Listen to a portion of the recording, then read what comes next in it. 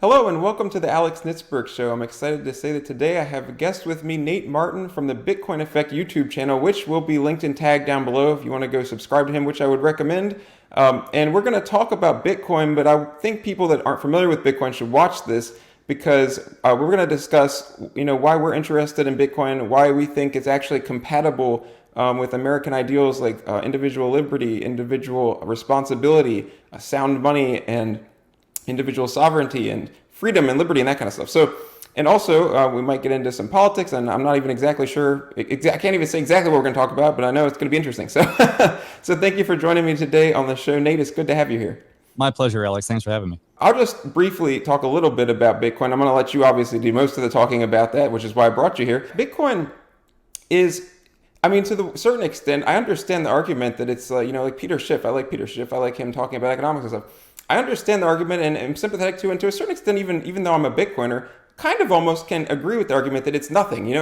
It's digital nothing. Like people are like, this is nothing. Why is it worth money? So why is it valuable? Why do we think it's a good idea? Well, I would say that because if you support the idea of sound money, if you're someone who is looking at the American dollar and you understand the fact that there's inflation and that if you take $10,000 and put it in your bank account, it's going to just sit there and become worth less and less and less. And the only way you can stop it from having less purchasing power over time is by earning interest on it or investing it into real estate or investing into stocks or whatever. So you literally have to invest your cash because if you just let it sit in the bank, it's going to be worth less and less money over time because of inflation.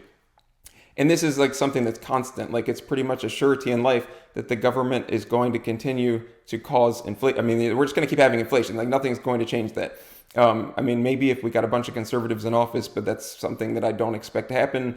I've said before, basically, that I kind of consider my job reporting news and stuff as someone who's just basically like documenting the ship as it goes down. I don't really think we're going to turn the sinking ship around. I think I'm kind of just standing there telling you what's happening while the ship sinks. So anyway, I don't really expect them to suddenly become fiscally responsible and suddenly we're going to have a stable currency. But so why is Bitcoin a good idea? Well, there's a couple things. One, it has a fixed supply. So unlike the US dollar, it's not going to go down and down and down in value because they're not going to keep creating more of it. There is inflation in Bitcoin in the sense that there's like an amount that comes out every, you can talk about this, there's going to be 21 million eventually. So yeah, there's a little bit of inflation, but the amount goes down over time. And there's a set supply, which is something we don't have with money, with the, US dollar and currencies and stuff. Also, I think important with Bitcoin, and maybe less, I don't know, it's really less looked at, but it's important, I think, is that it has this network that is very secure that allows you to send money to someone very quickly, send the value of the Bitcoin to someone, and the government isn't going to be able to stop that. The US could outlaw Bitcoin, and you would still be able to send the money. Now, maybe if you're an American, you don't want to go to jail and you don't want to risk it, you wouldn't. But theoretically, if you wanted to, you could send the Bitcoin and the government couldn't stop it. Even if they made Bitcoin illegal, they wouldn't be able to stop you from using it or sending it. So those are just some general ideas about why I think it's a good idea. But why don't you go ahead? I'll let you take the reins and talk about what you think about it. Well, you kind of opened up with one thing. You asked a question. So why is Bitcoin worth anything? Okay. Well, let me ask, or what does Bitcoin do? Okay. Let me ask you this. What does the dollar do? Why is the dollar worth anything? Okay. Because the dollar is just as made up as Bitcoin is, if you really want to go that route. And the fact is that it's a monetary device that's been designed to be sound. Okay, so let's go to the next question. What is sound money? What is hard money or sound money versus easy money? Well, sound or hard money is something that you actually have to invest value in creating it. And with Bitcoin, that's where mining comes in. And that's why a lot of people call it digital gold or equate it to digital gold, is because if you want to acquire gold at the outset, you have to invest resources, labor, equipment, land, in order to extract that gold from the ground. You have had to do work in order to get it. Bitcoin mining is effectively the same thing, but you have to use labor, electricity, and equipment and invest those things, which cost money, in order to extract Bitcoin from the protocol. So that's the big difference between hard money or sound money and easy money. You take a look at what the Fed does, and they basically just paper for paper create dollars out of thin air. And that's where a lot of our inflation, especially over the last 3 or 4 years, has come from, is an over flooding, if you will, of dollars into the economy. That happened in 2020 and 2021, and we're reaping the rewards of that money printing now in the form of what was 9% inflation in 2022. Right, and it's it's gone down, but it's still, like I said, it's never going to stop. It's just going to keep going up. So No, okay, so actually, I'm sorry. The Fed is mandated. Their mandate is to maintain 2% inflation over basically eternity.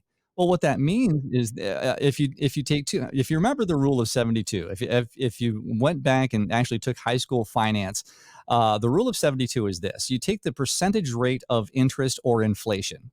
Okay, you take 72 divided by that number. That's the number of years it would take for an investment to either double or for inflation or for prices to double. So if you have 2% inflation every year, that means every 36 years, the price is going to double. 36 years later, it's going to be 4 times as much as it was that first year. So the Fed's mandate is to literally steal your value from you at the tune of 2% per year. yeah, Powell will say it. Powell will talk about we're targeting. Now he says they're targeting 2% inflation, but you'll notice uh, it's been over 2% for a long time, and they say they're trying to get down there, but they're not trying that hard, are they? So it's like They're stuck between a rock and a hard place, and that is that if you, all they have is a gas and a brake, okay, they have interest rates. That's the gas pedal.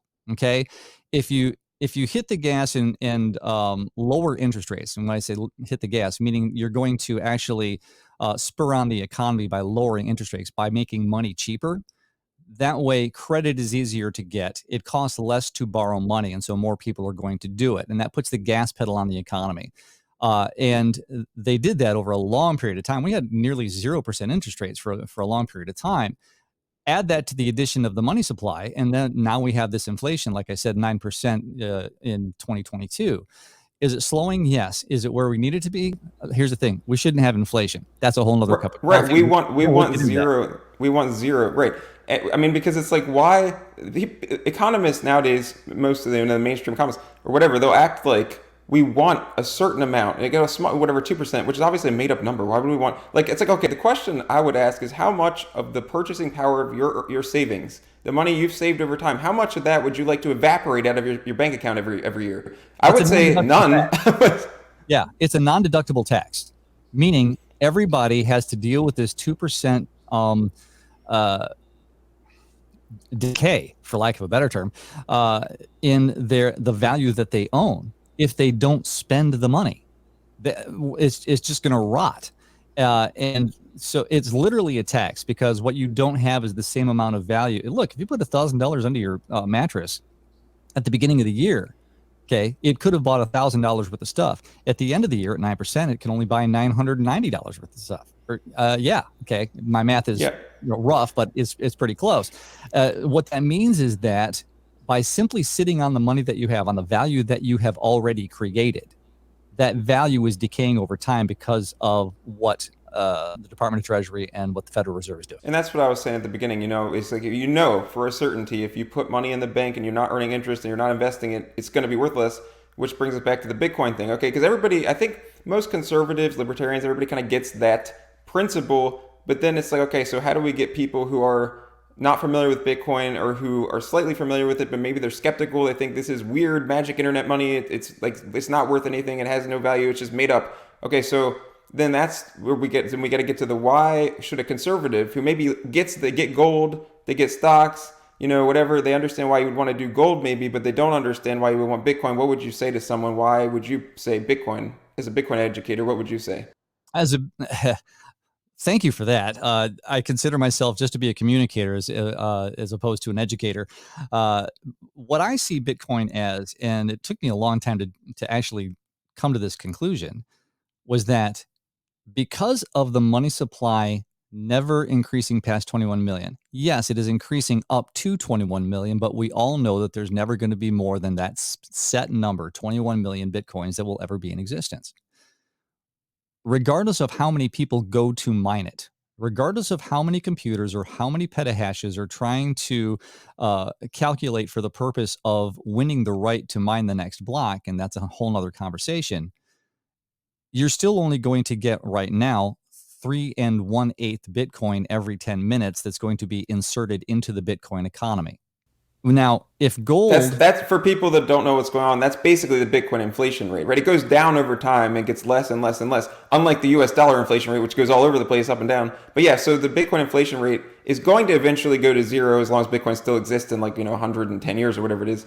But yeah, so right now you can look ahead and okay, this is what the inflation rate is going to be, and that's unless there's really no financial incentive for the network to change that. So that's pretty much what we expect to happen. So no, in fact, there's a disincentive to change it because exactly, yeah. Game theory would suggest, listen, I've spent all this as a miner. I've spent all of this money and all of these resources to mine this digital asset. Why would I choose to change the rules to take value away from that which I've worked so hard to obtain? That doesn't make any sense, and that's why game theory basically suggests that those who have that value want to work to keep that value. And that's why the 21 million is pretty much set in stone.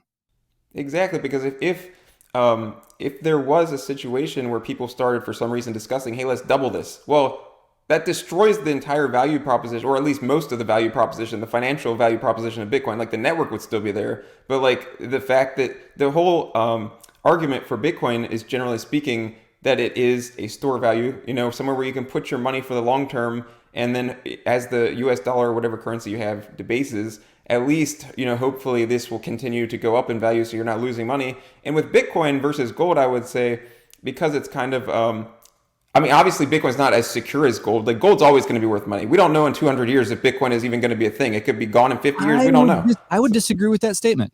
Oh, go ahead and say why. Okay, because Bitcoin, all of the Bitcoin that I have, I can store in my head, and I can take it with me.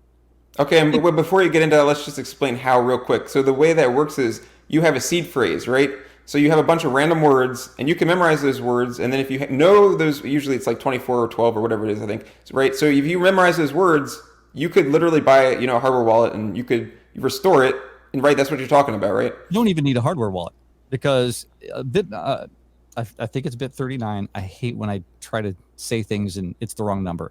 But you're not going to get a correction from me. So there was a Bitcoin improvement protocol or proposal back in, I want to say 2013, that actually instituted these seed phrases. Okay, before 2013, there was no 12 words to remember or 24 words to remember. You had to keep your seed phrase offline in code on a computer. And I don't understand all of it because I didn't come in until after seed phrases were already in use. So I haven't done that kind of research. But what that means is that you can take those 12 or 24 words and you can insert them into a new wallet. Because when you open a wallet, whether that be on your mobile device or whether that be a hardware wallet, and you can, it says create new wallet or restore wallet. If you go to restore wallet and you put in I'm going to say 12 just to make it easy, the 12 words that you have remembered, then those 12 words access the account in the Bitcoin network that you own. And then you can actually transact from any device that you've put those 12 words into. But that means that you want to reset that wallet, take those words with you in your head, never share them because that's your ownership. And you can literally walk or fly anywhere in the world with your memory holding all of the value that you've amassed over your lifetime. Right. So, yeah, that's part of the value proposition of Bitcoin that we were talking about, the individual responsibility, but also individual liberty. Because, yeah, you have the liberty where you can take that money with you, whether it's on a hardware wallet or whether you just memorize the words and you've got it.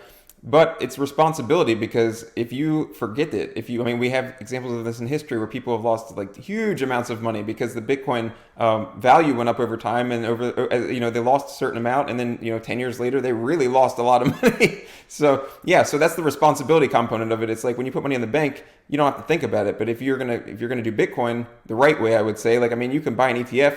And that's fine or whatever if you don't want to deal with it. But if you are kind of into the ethos, the individual liberty sort of component of Bitcoin, if you buy into that and you want to do it yourself, then you've got responsibility then because you've got to deal with that. But I took you off track because I wanted to go there. But you were explaining, okay, why I said maybe gold is more secure than Bitcoin in the sense that we know it'll always be worth something. And you said maybe not because you think maybe Bitcoin could be around later. So what were you saying about that? What I was talking about was, first of all, transporting Bitcoin has no risk. Like I said, I can literally memorize the words and go anywhere. And one, nobody knows that I have Bitcoin, okay, or how much that I have in my memory. And so the thief isn't going to target somebody that doesn't obviously have value on their person. That's what I mean. As this country, the United States, was growing, they had to transport gold across, train tracks from one end of the country to the other in order that banks would be able to hold the value for their customers. Well, train robbers would know that those trains had gold on them or think that they had gold on them. Okay, so transporting gold held the risk of theft because it was physical and it was hard to move. Now, not only that, but it's hard to divide. Okay, I can't take a gold bar out of my vault and then go buy a cup of coffee with it and expect to get change. There's just no way to do that. A Bitcoin is divisible into 100 million parts, equal parts. And we call that a Satoshi. That is the smallest division of a Bitcoin. So you don't have to spend 50, 60, $70,000 or invest that amount of money to buy Bitcoin because you think you have to buy one Bitcoin. No, you can literally invest, $10 a week and buy fractions of Bitcoin over time and amass your fortune in Bitcoin. So I hope that helps. Did that answer your question? I kind of went off on one or two different tangents there. Well, that is a good point for people that aren't familiar with Bitcoin. So it's a good point to make that you don't have to go out and plunk down $57,000. And if you want to get into it, you can do really small amounts. You can do what you said, $1, $10, whatever. You can buy really small. So that's a good point. But no, the question of what it wasn't even. I think it was actually originally was your point, and then I just brought it back up because I interrupted you and we went off on another tangent. But the thing you said, the original thing you said was gold and how you were I said we have no idea if it'll be around in 200 years, so in that sense I consider gold's biblical. Gold's always going to be worth money. It was in the past, it is going to be in the future. So why are you saying, okay, when I said gold maybe not is not secure, we don't know if Bitcoin could be around in 200 years, and you said maybe you disagree, so I wanted to hear what you said about that. You said something just now that is kind of a misnomer, but everybody says it and they don't even think about it. We know that gold is going to be worth money. We have to go back to that question. What is money? Okay. So maybe rephrase what you said, Alex. We know that gold is going to have value to someone else to trade for their value. Because when we say that it's worth money, suddenly we've said something that's totally undefined, or it's defined on a relative scale. What's the dollar worth? Well, it's worth this much Bitcoin, or it's worth this much yen, or it's worth this many rubles. Well, why does it fluctuate? Because there are relative issues in sovereign states and in the availability of either physical or digital assets, and whether or not people are going to be willing to let go of those assets for what you're asking for. So everything is relative. It's more like water than anything else. We know that gold is going to be worth money. That's a hard one for me to swallow because we still don't know really what money is. Okay, because everybody's going back to, well, we know it's going to be worth dollars. Well, we're at a point now where we don't even know if the dollar is going to be the world reserve currency within the next 10 or 20 years. That's right. The same thing I said about Bitcoin, which is we don't know if it'll exist in 200 years. Well, I think we can pretty much guarantee that whatever dollar you have now, if it even exists in 200 years, will definitely be worth less than it is now. So, I hope you don't mind. A few weeks ago, I kind of got a burr in my side, and I was thinking to myself, do you know that we kind of equate Bitcoin, or we equate things that don't have value, to monopoly money? Okay. Well, I did a little bit of math because I was bored one day, I guess. oh, I saw this tweet. This was a tweet, right? Yeah, I saw this tweet. It was a good idea. And if Monopoly has sold 400 million copies, which is generous, by the way, over the 90 years of its existence, with the amount of money that they send in every box, there would be $6.6 trillion in Monopoly money that's in circulation if none of it was destroyed. And right now, the M2 money supply sits at 20. Did I say 6.6 trillion? I should have. It should be $6.6 trillion of monopoly money. But right now, the U.S. M2 money supply sits at $22 trillion. So monopoly money is more scarce by 3 times than the U.S. dollar. Tell me again, which is more valuable right now? Yeah, it is kind of crazy because people use the term monopoly money to say something with no value. But yeah, yeah. So yeah. I mean, yeah. The U.S. dollar, like it has value because people think it has value. Bitcoin has value because people think it has value. But okay, but we still haven't closed the loop on this gold thing. Okay, so why do you think that gold and the gold Bitcoin comparison? What is the conclusion of that? The why Bitcoin could be around 200 years and why maybe it's that sort of deal. First is the commitment of community, because it doesn't really cost that much to be a member of the community. A $300 BlackBerry Pi with Bitcoin Core software in it is enough computing power to be an auditor for the Bitcoin protocol, to be one of many thousand auditors of the Bitcoin protocol, because the protocol is audited every 10 minutes. It's transparent. You can go on a website and take a look and see what every address has in Bitcoin. And you can actually, with that computer, vote to determine whether every transaction that's going to be recorded in a block is actually valid. That's what a node does, and it doesn't cost but $300 to have skin in the game and know that you are actually contributing to the monetary network. What right do you have with the Fed to audit their books? What opportunity have we ever had to see what money is going where to anyone? Because you can do that with Bitcoin. You can see, and now it's not necessary. You don't necessarily know who owns what account, and that's on purpose. We call that pseudonymous. It's not quite anonymous, because if you chase the transactions, you can kind of gather where those transactions are coming from and where they're going. Right. But at the same time, it offers you the opportunity. It lets you know that every transaction is valid. It's final. It's settled. And so just the transparency of the Bitcoin network and the fact that it's verifiably scarce and easily transportable and divisible. Those are just 3 of the aspects that make it the best money that's ever been designed to be money. Yeah. And yeah, I mean, hopefully it will be around 200 years, but we won't be. So, I guess it doesn't matter that much for us, right? It only kind of matters for us in the next 50 years or whatever if it's going to be around. So, You yeah. give me a lot of credit. Thanks, Alice. Well, I don't know. How old are you? I'm 32. I'm going to be 57 here shortly. All right. Well, then you'd be 107. All right. Well, maybe we'll give you 40 years. You could be 97. How about that? I'm good with that. And the thing is that I know that Bitcoin may not make me rich. It may not skyrocket, or we might not hit what Bitcoiners call hyper Bitcoinization during my lifetime. But what I do know is that the last Satoshi is going to be mined in 2140. Okay. We'll let them deal with that. Okay. We're talking about 116 years before we're going to have to deal with whether or not transaction fees are going to be enough for miners to be able to continue doing what they do. In the meantime, okay, and I'm probably going to get some flack for this. Well, what you're saying is that Bitcoin is temporary. No, what I'm saying is that Bitcoin is still the best thing that's been designed to be money by mankind.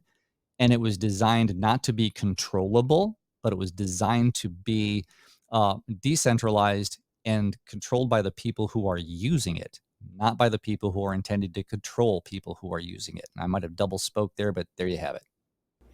Yeah, it's a good point, and that's one of the things that the decentralization component and the network is part of the value. I think is that like I said, like the U.S. government could, the Chinese government, the U.S. government, the Russian government could decide at the same time that they hate Bitcoin and they want it to be illegal, but that wouldn't actually, it would hurt the network because a lot of people would stop running, probably their miners and stuff. But eventually, it would, the network would go somewhere else. Like the people that want to run that stuff would go to a country where it was acceptable, like El Salvador or something. Oh, and so there is. That's already happened. If you remember, a few years ago, China, yeah. And all of those Bitcoin miners ended up in Texas. uh, because people still wanted the value that Bitcoin promised to store. And so I think China lost out because not only has it helped Texas as far as their economy is concerned, it's also helped their electrical grid. Another conversation. Yeah, yeah. That's well. I mean, if you want to go there, you can. But No, let's not go there today. That's a okay. deep right there. I was like, I wasn't going to ask about that, but we could go there. But whatever. Yeah, I mean, I know I told you on the phone the other day we could probably talk for like 3 or 4 hours. So I'm sure. But so yeah. So all right. So I'm trying to remember. I don't even know where I wanted to go next. But did you have anything you want to say next, or should I come up with a question for you?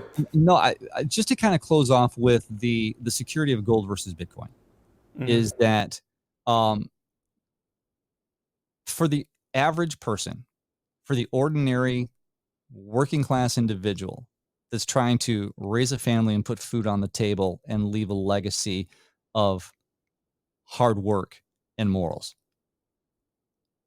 that person has an easier time storing their value in Bitcoin because the cost of storage and security is significantly less than having to store gold or other precious metals. You're talking about vaults, you're talking about cameras, you're talking about security staff.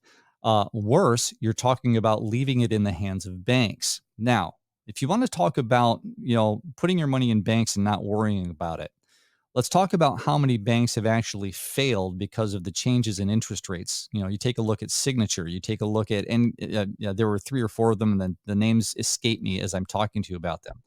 Okay, how are those banks with dollars any different from an FTX with cryptocurrencies and Bitcoin?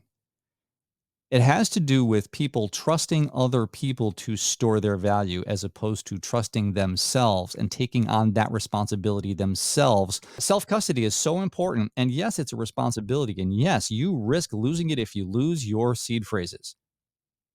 But I would much rather I'd much rather take on the risk myself than think that somebody that I've trusted with that value might do something illegal or just flat out steal it.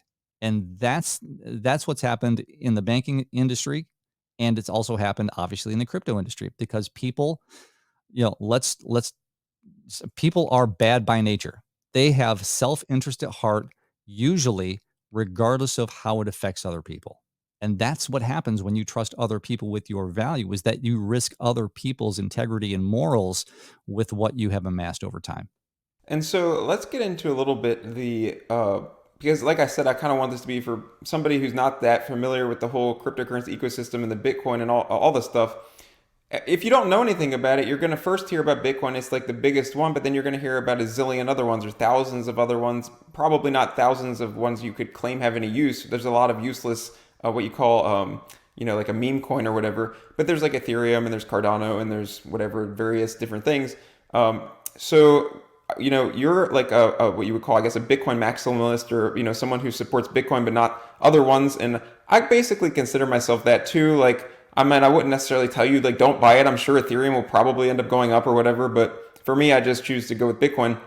So could you just explain to people who are learning about this, maybe are not super familiar with it, why you view Bitcoin as superior to, and in our case, like exclusive? Like, why would you, not be as interested in all the other ones? And why do you like? I think Bitcoiners generally say there's Bitcoin and there's crypto, and we kind of make like this distinction. They're not the same thing, and that I would say that's generally true. The network's bigger, obviously, but it's not just that. It's also like that Bitcoin has this very, at least as of now, defined use case of being a store of value, and maybe in the future can do other things and stuff. But um, other ones like Ethereum, they have not a fixed supply and stuff. But why would you, generally speaking, say overall you're a Bitcoiner and not like just a crypto guy in general? Um, there are a few reasons, and I'll try to list some of them off and try to stay on point, or just try and stay on track as I'm going down that list. One thing that Bitcoin does is it keeps the process simple. Bitcoin does one thing. It is intended to be a store of value, and it's intended to be able to transfer value from one individual to another without counterparty risk, without having to trust a third party to handle that transaction. It's peer to peer. Now, what does that mean? It means that the government doesn't have control. Okay, as it stands right now, I mean, you take a look at a number of different nations. You're talking about central bank digital currencies, and I'm going off tangent here. Um, that is trying to gain control. Let's go back now. Bitcoin doesn't allow for the control of one party to determine whether a transaction is valid. It has to do with the protocol doing that. Which is part of the reason that I think the conservatives will probably want to support it, right? Because the government can't control it. So Not only conservatives, anybody. And I don't understand how anybody can think. Well, there's one reason. I'll get there in a second. That controlling how money flows is a good thing. Now, one argument is, how do we keep bad actors from doing bad things? Okay. And right now, the United States has poisoned the monetary system globally by being the monetary police through sanctions, whether that be to Russia or Iran or what have you. Uh, that's an argument for another day. But what we know is that communication and surveillance leads to transactional censorship. And if there's transactional censorship, meaning you can't spend money on a particular thing as a citizen of the United States, then we're in absolute despotism. Further than tyranny, we're in absolute despotism at that point. If we have to work and then we have to be told what we can actually spend our value on, we are slaves at that point. There's no getting around it. Now, going back to Ethereum, first of all, how many people actually understand Bitcoin and the one thing it does? Okay, not a whole lot. I mean, it's like, I know it's this, and they think that it could be hacked because of the FTX thing. Nobody really knows. Okay, we still have a lot of work to do. I still have a lot of work to do as a Bitcoin communicator, educator, whatever I'm called, because these conversations that you and I are having are necessary one-on-one over coffee, and to not be ashamed of them at Thanksgiving dinner, because people don't want to think that they need to change or that their monetary system needs to change. They believe, hey, listen, I'm going to retire on the 60-40 plan and I'm going to be good. Are you? Are you? Those questions should now be asked. Okay, so explaining Bitcoin is hard enough. You want to try to explain Ethereum at Thanksgiving or Christmas? I'm sorry. I'm going to have a tough time explaining it to you, and you're actually interested. People, okay. So people that aren't generally interested, first, you got to try to gain interest. Second, try to explain. You can't explain Ethereum really without explaining Bitcoin first. And then Ethereum is basically a protocol that allows for other protocols. You want me to try to explain that to somebody who doesn't understand anything about digital assets or blockchain technology at all? That's the first reason that Ethereum, Cardano, Solana, all of these different projects, they're singing a great tune, but the thing is, they're only singing to people who know how to code. They cannot get into the financial system without first having to be able to translate how things work and turn it into something that makes sense to the ordinary person to invest their $20 an hour in. That's what doesn't make sense to me. The technology and the knowledge has so far surpassed the ordinary society that they've turned themselves into superheroes, but the people that they want to help have no intention of letting them help them because they have no idea what they do. That's the problem with these protocols. You start talking about ordinals and runes in Bitcoin. You start talking about NFTs and all of these things. Oh, I can invest in those things. And suddenly what we've done is created a gambling atmosphere in the digital realm, much like Wall Street did with paper by creating derivatives. All of these things just create derivatives. I take a look. I'm going to start bouncing on my old company for which I used to work. 99 Bitcoins, for whom I was their spokesperson, was sold. The new owners, as of March 12th of 2024, brand new owners. I'm not involved. The old research department is not involved. Nobody's involved that used to be with 99 Bitcoins when I was with 99 Bitcoins. What that means is that their new token, 99BTC, which is an ERC20 token, which a lot of people don't understand right now, it doesn't matter. I'll get to the point.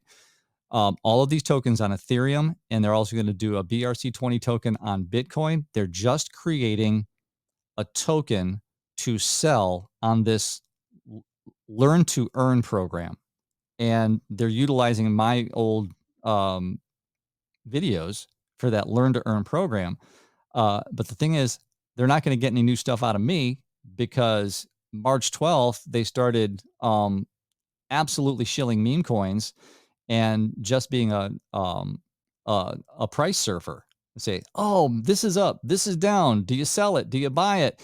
And they're not really giving you any education. What they're doing is selling a slot machine.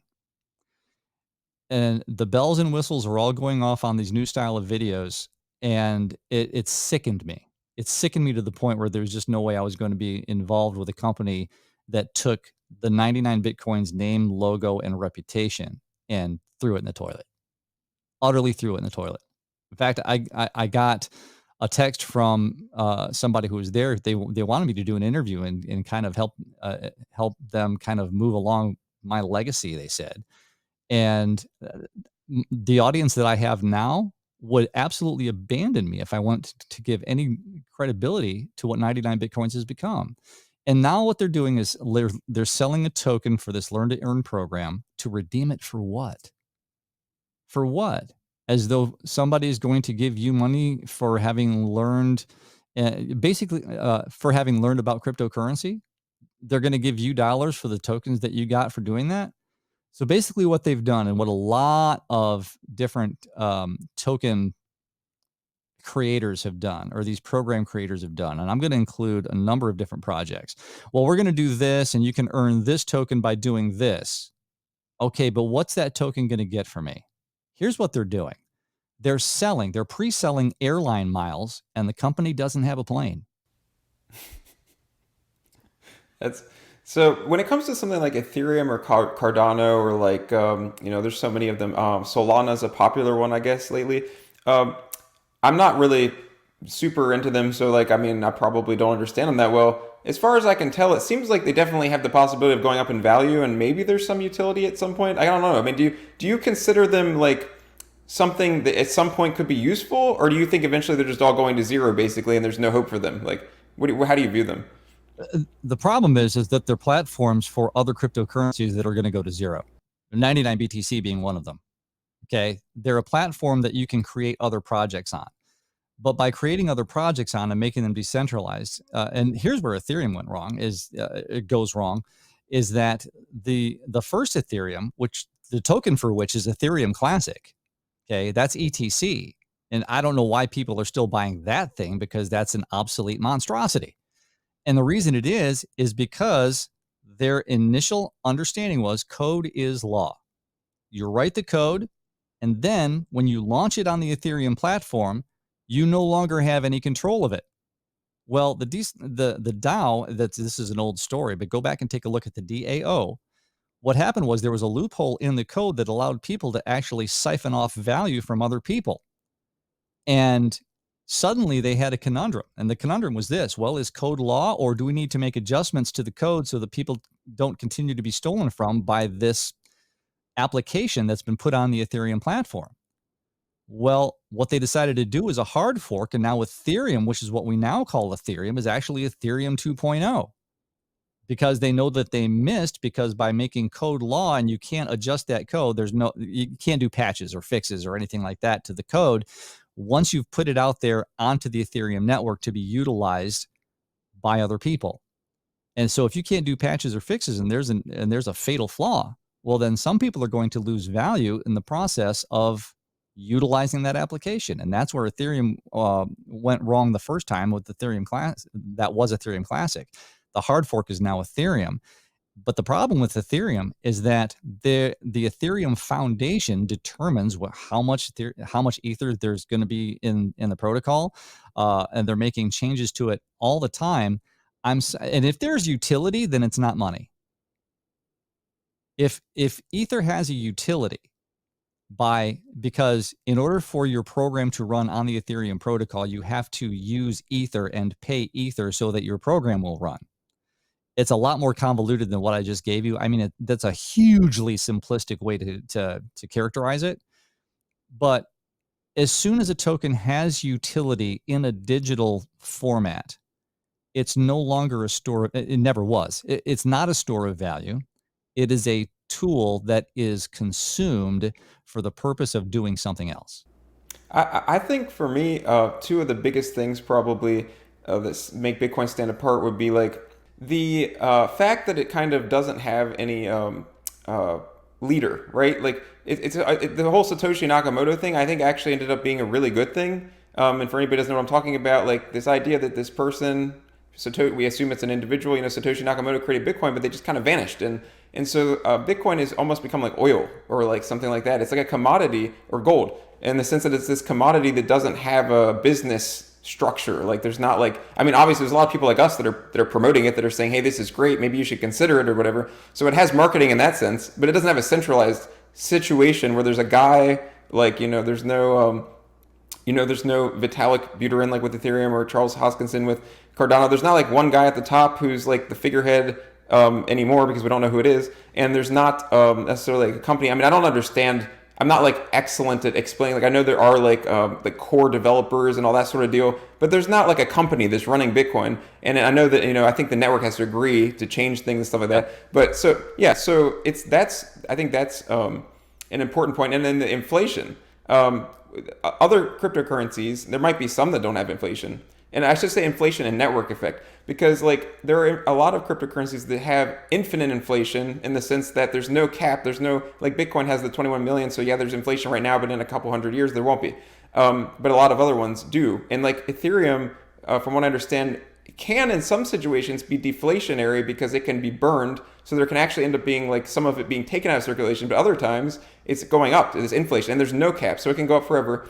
And then so coupled with the inflation, there's like the fact that we know Bitcoin is not going to be inflated, and also the network effect of the fact that it is so widely adopted and the network is so large that like yes, technically someone could just take the Bitcoin code, copy and paste and say, I have created Bitcoin too. In fact, it has a burning mechanism, so it's deflationary, so it's better than Bitcoin, because instead of a 21 million cap, it has a 21 million cap and it's going down by 1 Bitcoin every day.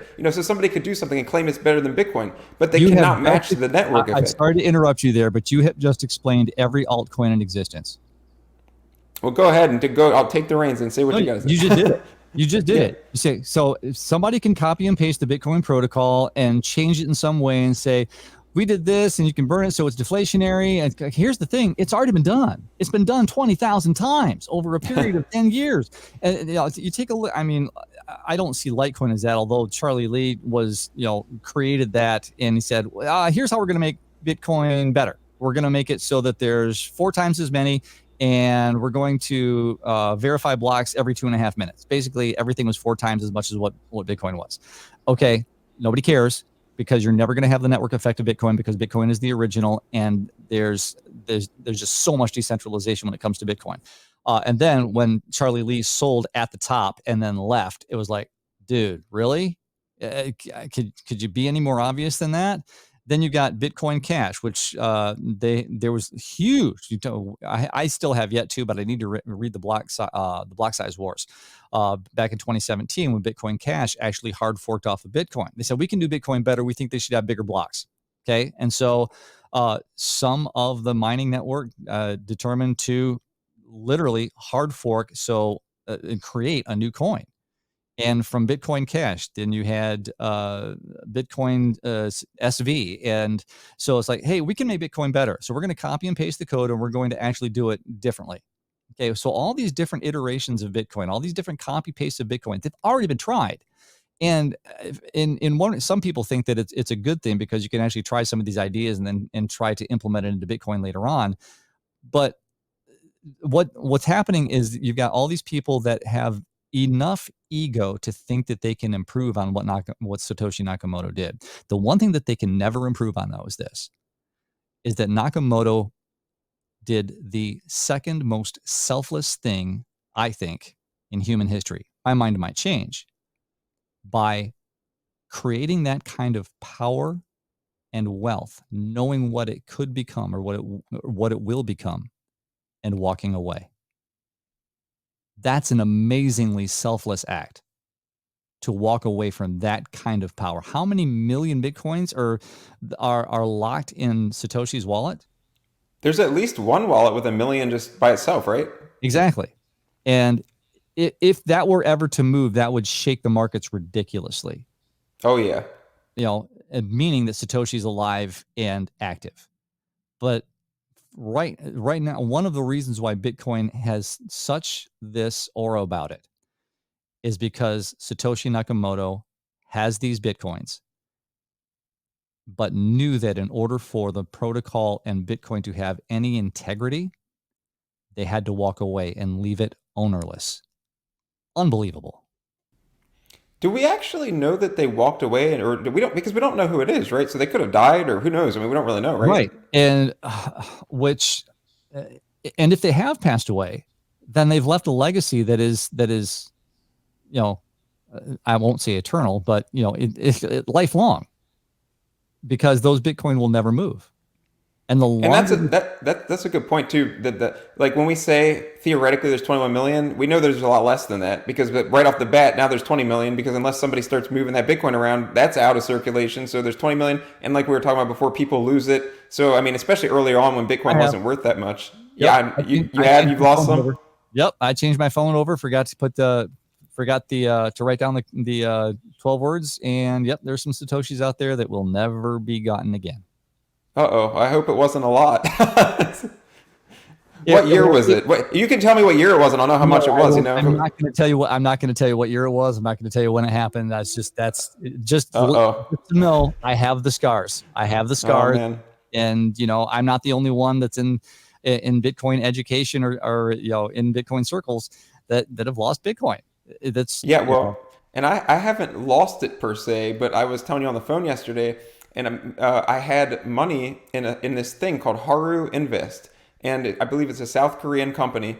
I was using it for Bitcoin. You put Bitcoin in there, and they would actually pay you interest on your Bitcoin, and I was like, this is amazing. Like, I've got Bitcoin, which I expect to go majorly up in value, and now I'm making whatever the number was. I think it was different. You could lock it into different amounts at different times, but it was big amounts of interest, like maybe like somewhere between 10 or 18%, something like huge amounts of interest. And I was like, this is crazy. Like I'm making, and it worked until it didn't. But eventually, something ended up happening with them, and basically they locked you down. You couldn't withdraw your funds, and there's some sort of legal process going on over there in South Korea, and I have no idea if I'll ever get any of it back. And so, I would recommend to anybody who ever decides to do Bitcoin that if you're going to do it, keep the money to yourself, like store it yourself, and probably don't give it to someone else for whatever reason, whether it's because you think you're going to make interest on it, or I mean, there are borrowing protocols, and I hope that one day there's a way for us to securely like use the asset Bitcoin as collateral to borrow against it somehow, because it is kind of a bummer that we just have this value that's just sitting there. We can't do anything with it. But like even if you do that, like I mean, unless they come up with a better way to do it, like there's a risk that the company could go under and something can happen and stuff. So be careful with that. And yeah, just be careful that you don't do something where someone could end up with like me, like about 20% of a Bitcoin or whatever, and you might never see it again, and you don't know if you're gonna ever see it again. So right. yeah, Do your research, because there are actually Bitcoin lending companies. There is one of note that is reputable. It's been around for a number of years, but it is actually possible. And the Bitcoin economy, the circular economy, is growing. It's growing slowly because you have the hodler camp, which is never sell, never spend, never just hold on to it. And then you have other Bitcoiners in another camp that are going, well, yeah, you're going to save in Bitcoin because you're going to spend less than you make, but you need to make Bitcoin. Okay. When you charge for your products or services, hey, do you have, I take Bitcoin. Okay. In fact, I'll give you a 10% discount if you use Bitcoin. I do that. So there's a circular economy, which is going to help Bitcoin grow in,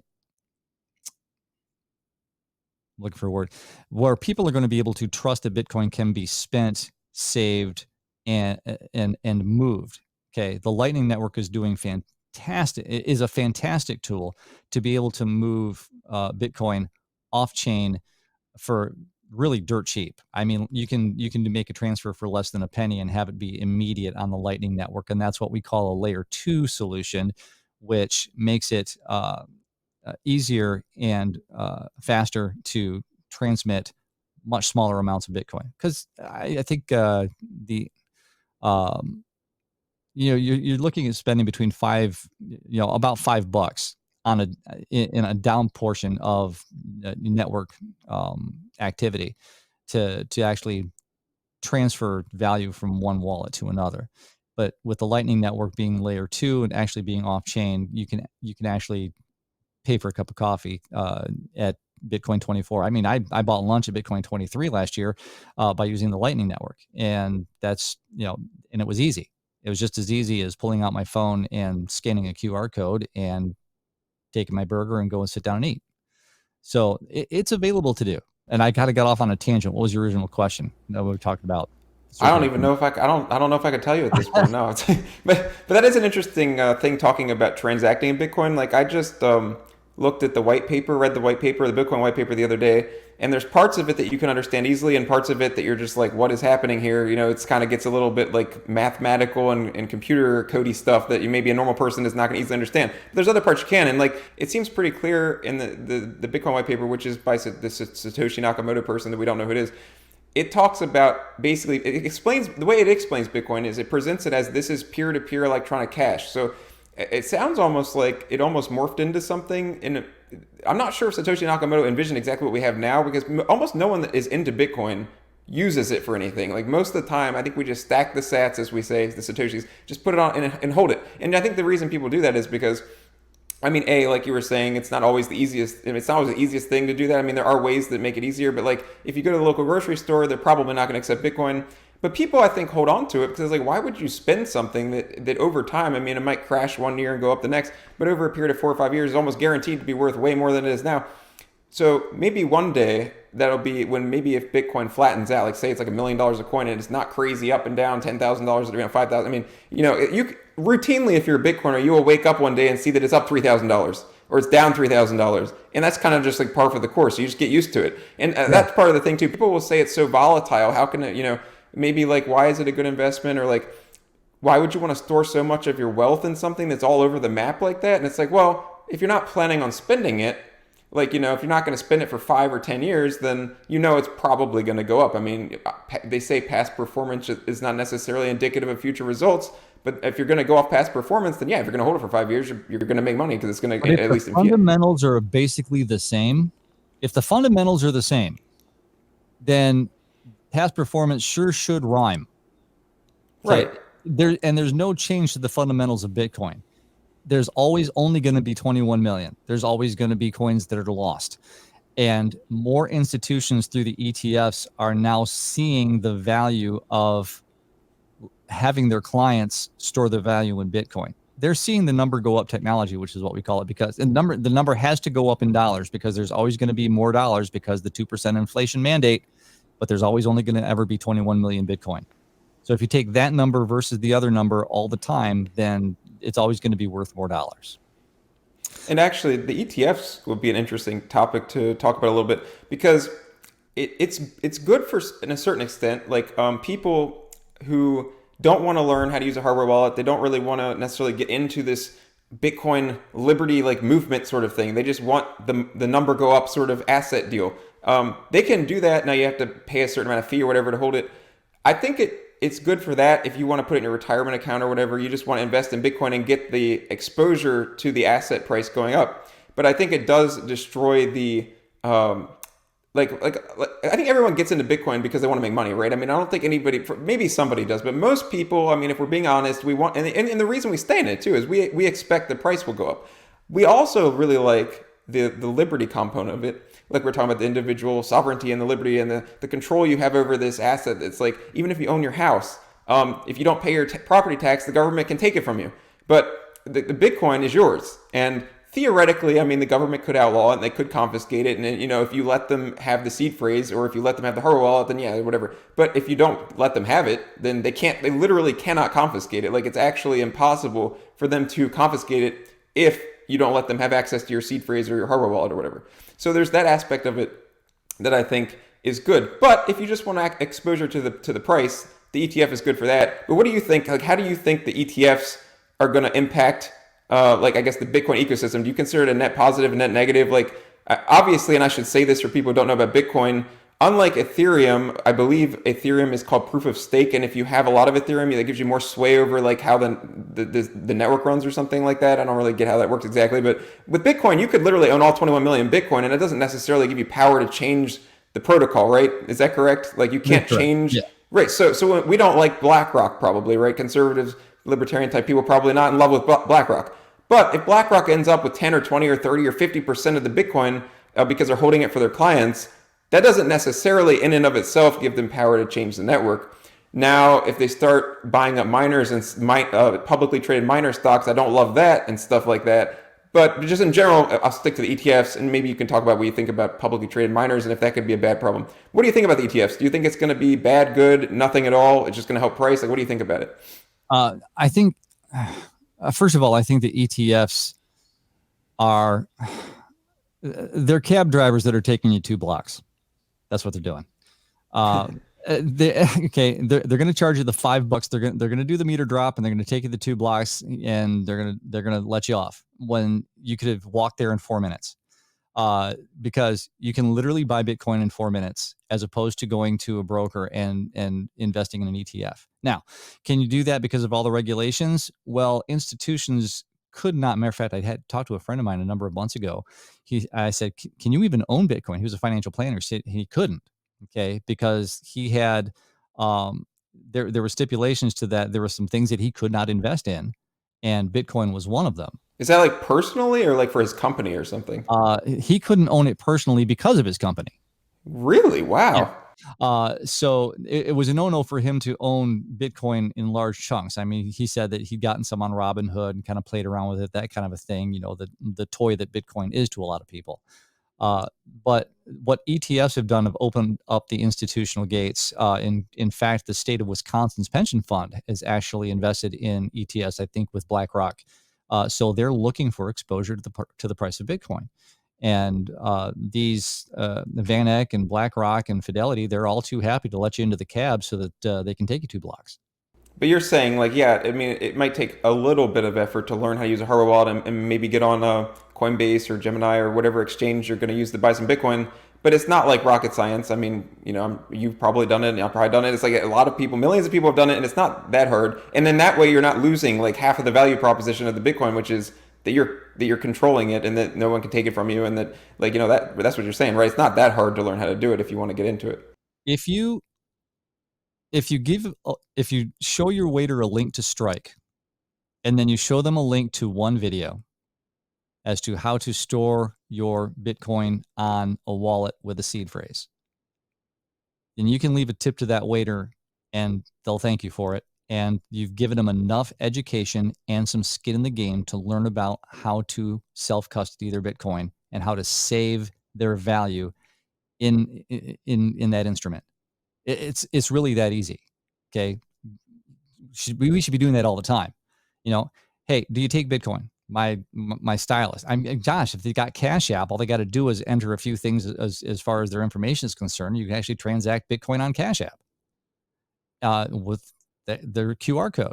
So it's really not that hard to introduce people to it. It's just a matter of taking the time to just introduce people to Bitcoin. So let's go back and actually talk about. I'm going to ask you a question, and it's a leading question on purpose. Wait, who's conducting this interview? No, I'm kidding. Go ahead. Well, the question is this: because I want to go back to conservative politics, and we want to talk about the founding of this country. Okay, because a lot of it had to do with value. A lot of it had to do with rights, transactional speech, defense, self-defense against a tyrannical government. But let me ask you this: what existed first? The U.S. Constitution or the dollar? Yeah, the U.S. Constitution. Then how is it possible that there was a penalty of $20 in the U.S. Constitution? Wait a minute. What? You're saying the U.S. dollar was a thing before the Constitution? I didn't say the U.S. dollar. I said the dollar. Oh, well, still, like our currency existed before the Constitution was drafted? Let's talk about what a dollar actually is. Okay, $20 was the penalty. And I forget what it was a penalty for, but there's a $20.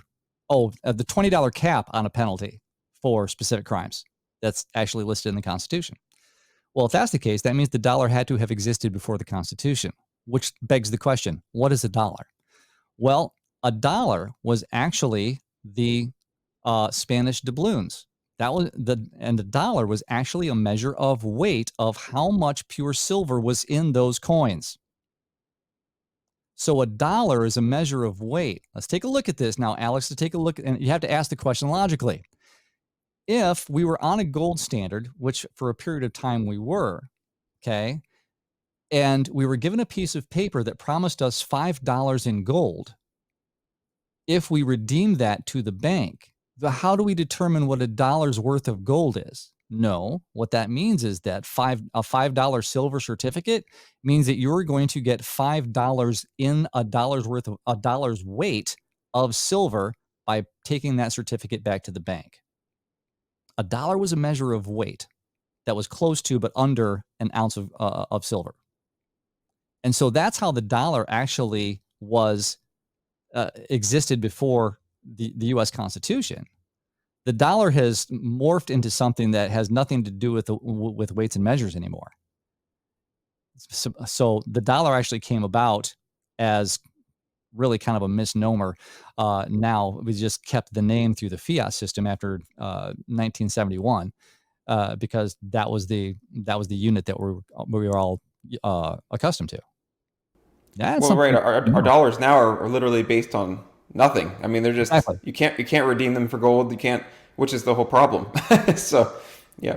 Right. And so that's a little tidbit of information. Not a lot of people knew is that you have if you have the dollar before the Constitution, you have to start asking the logical questions and digging deep down into where did our money come from? Okay. And what that meant is that we had a money that had to be worked for in order for it to be acquired. We had sound money. We had silver and we had gold. And at that point in time in the 18th century, they weren't utilized for much anything else except for jewelry. So it wasn't being consumed or utilized for like computer networks like we do now in the case of gold. So that hard money system was entrenched into the U.S. Constitution. And if you take a look at what Jefferson said about central banks, said that it was a central bank is worse than standing armies. Here's Jefferson. If the American people ever allow private banks to control the issue of their currency, first by inflation, then by deflation, the banks and the corporations that will grow up around them will deprive the people of all property until their children wake up homeless on the continent that their fathers conquered. I believe that banking institutions are more dangerous to our liberties than standing armies. The issuing power should be taken from the banks and restored to the people to whom it properly belongs. Basically saying Thomas Jefferson was a Bitcoiner. I've heard it said before. People think they would have been. I mean, you never really know for sure, but I mean, it's like, would you rather have a money that's chosen? Like Bitcoin, unlike the US dollar, is kind of a free market, right? The only reason anyone's using or adopting or talking about or promoting Bitcoin is because they like it, because they chose to, not because someone forced them to. Like the US dollar, you're just born into it, you know? You're using the US dollar because you're born in America and that's just what you're using, you know? But Bitcoin, you actually made a conscious choice at some point to take some of your US dollars or wherever you are and to buy Bitcoin instead. So that's an interesting component of Bitcoin too. It's like if you support free markets, why isn't the money a free market? Like, why, and it is. I mean, you have the choice to buy gold, or you have the choice to buy, another currency from another country, or you have a choice to buy stocks, or you have the choice to buy Bitcoin. And it's like, yeah, so a lot of people, us included, are choosing to buy Bitcoin instead of just holding on to US dollars or doing another investment or whatever. Yeah. And it used to be that interest rates were a free market too. It didn't, let's face it, what the Federal Reserve does is price fixing. The Federal Reserve price fixes the cost of money. That's a good point. It didn't used to be that way. It used to be we had clearinghouses where the banks would actually borrow from clearinghouses, and if the clearinghouses didn't have a whole lot to lend, they'd have to raise the interest rate in order to curb the supply. It's a supply and demand situation. If they have a lot of money to lend because there's a lot of liquidity, well, then you can lower the interest rate. But as liquidity begins to squeeze, then they're going to have to charge more to lend the money. That's how that should be working. But that's not how we have it now. Now the Federal Reserve's got the gas pedal, like I talked about, and now they put themselves between a rock and a hard place because they either risk inflation by hitting the gas, or they risk a recession by hitting the brake. That's because that's all they can do. All right. So, uh, we pretty much spent a lot of our time here talking about Bitcoin, so maybe we'll get a little bit into other stuff. Is there anything else that I didn't bring up that you want to talk about? Anything that you had on your mind, or anything that you want to talk about that I did not bring up to you today? If there was, then it has gone into the ether in my trying to focus on what I've been talking about. Yeah. All right. Well, then, as we wrap things up here, and if you're up for it, I'm sure I'll have you back on sometime, because I'm sure we could talk about things for whatever, different things and all kinds of. Actually, if you're up for it and you have time, and I don't know if you have time while you're there, but you're going to Bitcoin 2024, so maybe like for a couple minutes while you're in your hotel room, you can kind of come on as my Bitcoin 2024 correspondent and let me know what's happening there. That would be cool. I will actually be in the media room because Oh wow. I was. Bitcoin Magazine was kind enough to give me a press pass before Donald Trump was actually announced to be the keynote speaker on Saturday. I'm really excited about that. As a matter of fact, I called to make sure. I said, we still got our press passes, right? We didn't just get kicked off the list because Trump's going to be there. No, we're in good shape. We have press passes and we're going to be there. So we should be able to actually have a little interview on site if you want to, and we can talk about some of the things that have been talked about. And Yeah, that'd be great. I'd like to hear what you think about what's going on there, and whatever what Trump says. What you think? You can tell me what's going on the ground, because I'm going to be in Florida and you're going to be there, so you can tell me what's happening. That would be great. But actually, it's a good point that you brought up the Trump thing. It's interesting. From my perspective, and I was going to wrap up, but now I'm not. So let me just get this, and then we'll wrap up. But I don't really know. I mean, I don't know Trump, so I don't know. But I don't get the feeling that he's like. I don't think he's bought into Bitcoin like we are. Like, I don't think he's like, oh yeah, go Bitcoin. Like, Bitcoin's freedom money. Like, I don't. I kind of think that if you're a politician, to me it looks like there's almost 100% upside and no downside, maybe slight downside, but almost all upside to supporting Bitcoin. Because if you're a Bitcoiner, if you support Bitcoin, you like Bitcoin, and you want Bitcoin to succeed, then you're not going to like it if a politician is like against it. But if you're not into Bitcoin, you don't really care one way or the other. So to me, it seems like it's politically expedient to support Bitcoin. And I think Trump in the past has said some negative things about it. Now he's saying some positive things about it, which is good, obviously. But he's going to speak at the conference, so that's good. I mean, he's definitely positive on Bitcoin now, which actually could draw a lot of people in who weren't ever thinking about it before, just because hearing Trump talk about Bitcoin might be like, oh wow, like I've heard of that before, but I didn't know anything about it. Now Trump's talking about it. It might bring people in. I'll be honest. I think that Trump going to Bitcoin 24 is a bigger political risk than any debate that he would have with Biden could ever be, because I really do. Because I think he's dealing with an intelligent audience. If he says the word crypto at all at Bitcoin 24, he will absolutely get booed. Absolutely. Okay. Because of the difference we were talking about. We were talking about that earlier. The difference between like crypto and Bitcoin. It's like, yeah, Bitcoin is cryptocurrency, but it's not the same as the other cryptocurrency. So yeah, that's an interesting. That's interesting. Well, we'll see. That'll be interesting to have you back on, so you can say what happens. You know what happens with all that. So I mean, obviously people will watch it, but you can tell us what the feel is in the room and stuff when it happens. I know I'm going out on a limb by saying that, but this is a really tough situation that he's put himself in. And he can't do the rah-rah stuff like he has in front of the audiences that he's had, in the different venues that he's been, to where these people are there to see him speak. Here's the thing. When I got my tickets, I didn't get my tickets with the understanding that I was going to see him speak. My Mhm. understanding was I'm going to hear about human rights and how Bitcoin helps with that. I want to hear about how Bitcoin is going to improve people's lives socioeconomically. We're going to have another conversation, by the way, because we're going to talk about Christian missionary trips. How do Christian missionaries benefit from having a transactional monetary system that they don't have to worry about the government of the country that they're doing ministry in being able to censor? Oh, that's a very interesting teaser because I have literally never heard anybody talk about that before. Yeah, I mean, like I've said to you on the phone, it seems like a lot of Bitcoiners are kind of libertarian and stuff, and so that's a lot of focus on that sort of issue. But you don't hear like Christian the Christian message about Bitcoin. That's interesting. So yeah, I would like to hear that later for sure. All right, so everybody, definitely go check out the Bitcoin Effect YouTube channel, which I will provide the links to in the description, and follow Nate over there. He puts out a weekly news news updates about Bitcoin and stuff like that. So definitely check him out if you have not already. And if this interests you, then you will be getting, I'll talk about it sometimes, but he talks about it every week. So you can go over there and see what's going on. And I really appreciate you coming on, Nate. It was great to have you. And I look forward to talking to you again in the future, and enjoy yourself at the Bitcoin conference in a few weeks. I've enjoyed it. Thanks, Alex.